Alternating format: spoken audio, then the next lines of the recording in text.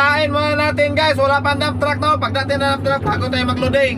Panoorin natin sila no, paano sila mag-drilling. So huwag kayo malimot mag-subscribe sa channel ko, Excavator Uncle Pelengan. Nag-swing na siya no, nagtapon siya ng lupa para sa test pile. Kasi yung drilling namin dito sa Muntinlupa ay para test pile pa ito. Pag matapos na ito mag-test pile, ano na to, i-testing nila kung ano ang lalim, ano ang hukay nila, ganyan, bago ang tuloy-tuloy ng pagbuboard pile dito no. So ngayon testing pala tong butas na to. Isang butas lang to dito para sa testing lang. Yung butas na yan, testing, may mga wire yan nakabaon para madali lang nila makita kung ano, para malaman nila yung tibay ng lupa, ganon, yung sukat, kung ano ang lalim ang dapat nila ipundasyon dito no. So kaya nga may test pile. So dito yung area natin, sobrang sikip to. Dandaan lang tayo no, bawal naman tayo dito magpalakasan dahil area critical po ito. Dito naman sa kabila na may bakod, may mga tao nagtitira pa dyan.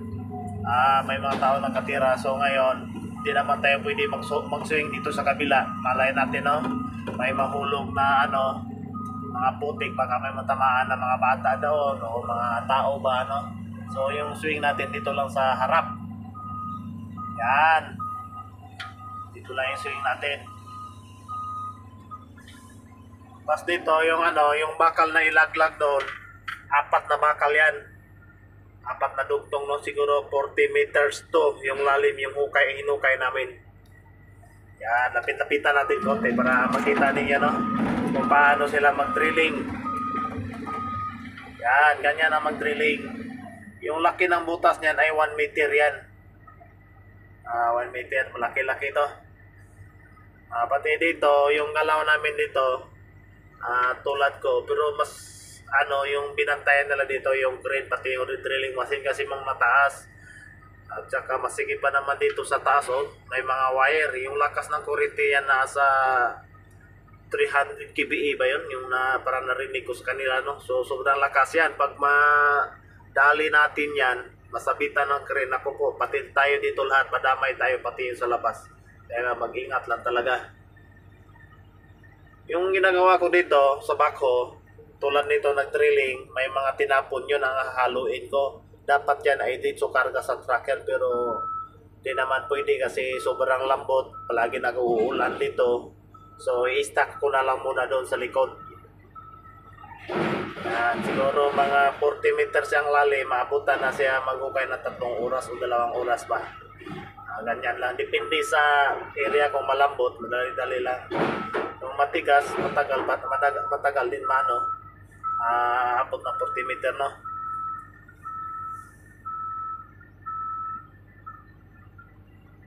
Yung mga kasamahan namin nandito sa babaw nakabantay, sila po nakamonitor yan. Palagi nila monitor yung galaw ng mga equipment.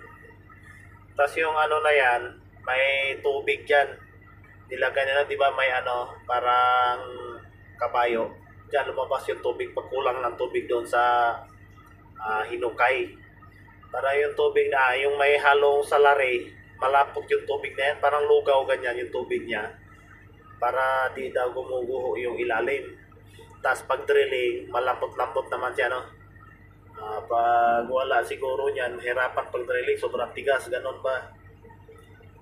Ganon katigas yan pag walang tubig. Kaya nilagyan nila dyan.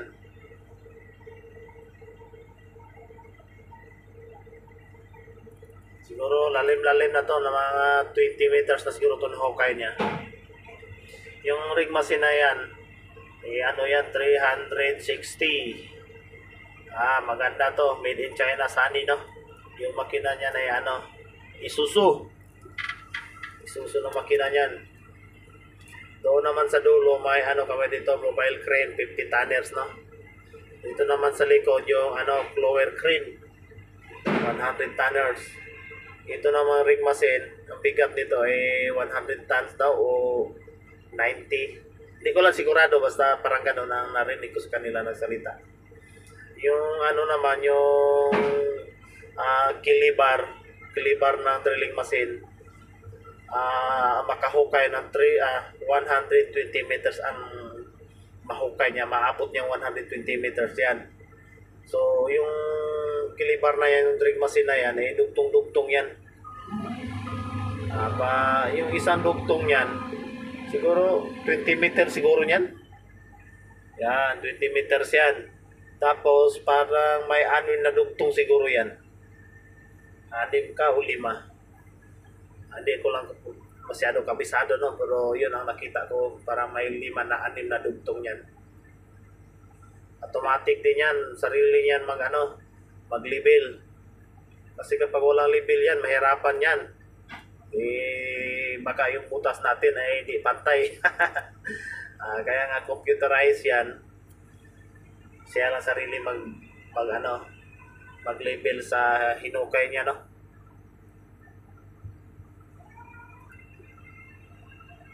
Lalim na to kasi tagal na siya makaahon, no, ng isang bucket.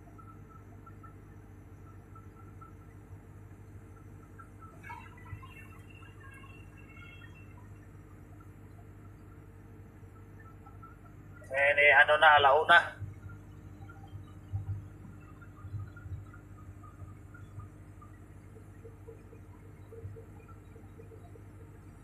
Pag ganyan, lalim na yan, diba, hihinto siya.